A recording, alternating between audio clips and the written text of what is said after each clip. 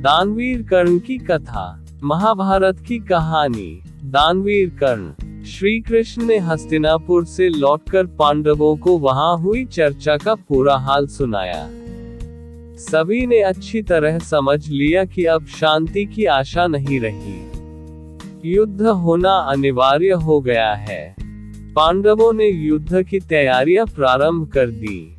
उन्होंने अपनी विशाल सेना को राजा द्रुपद के पुत्र धृष्टद्युम्न के नेतृत्व में 7 दलों में बांट दिया। दूसरी ओर कौरवों की सेना के नायक भीष्म पितामह बनाए गए, परंतु उन्होंने एक शर्त लगा दी कि वे पांडु पुत्रों का वध नहीं करेंगे। दुर्योधन भीष्म पितामह की इस बात से बहुत विचलित था। वह कर्ण को अपनी सेना का नायक बनाना चाहता था, परंतु कर्ण और भीष्म पितामह में पारस्परिक मनमुटाव था। भीष्म समझते थे कि दुर्योधन को पांडवों के प्रति भड़काने वाला कर्ण ही है, इसलिए वे उसे जली कटी सुना दिया करते थे। वे उसे उद्दंड, घमंडी और वाचाल तक कह डालते थे। इसी वजह से कर्ण ने उस समय तक युद्ध से अपने आप को अलग कर लिया था, जब तक भीष्म पितामह सेना का संचालन करेंगे। पांडव सेना को, विशेषकर अर्जुन को कर्ण की ओर से ही विरोध पाने का सबसे अधिक खतरा था। इस युद्ध में जब तक कर्ण के पास दिव्य कवच व कुंडल थे, तब तक उसे जीतना बड़ा कठिन था। अर्जुन की इस शंका को देवराज इंद्र ने भांप लिया था।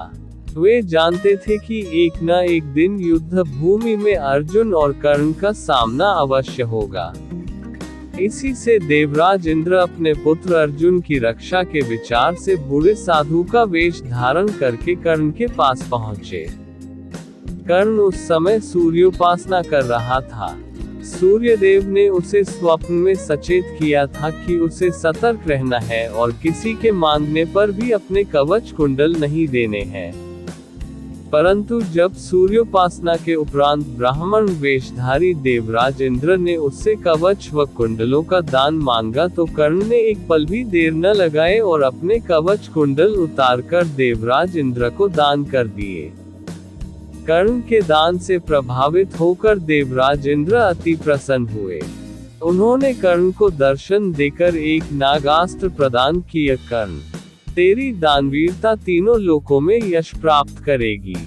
युगों युगों तक लोग तेरी दानवीर कर्ण के रूप में प्रशस्ति गाएंगे। ये नागास्त्र मैं तुझे दे रहा हूँ। इसका वार कभी खाली नहीं जाता।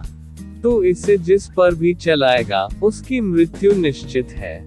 नाग अस्त्र पाकर कर्ण ने देवराज इंद्र को नमन किया और अपने कवच कुंडलों को दान किए जाने का किंचित भी मलाल किए बिना वह अपने महल को चला गया।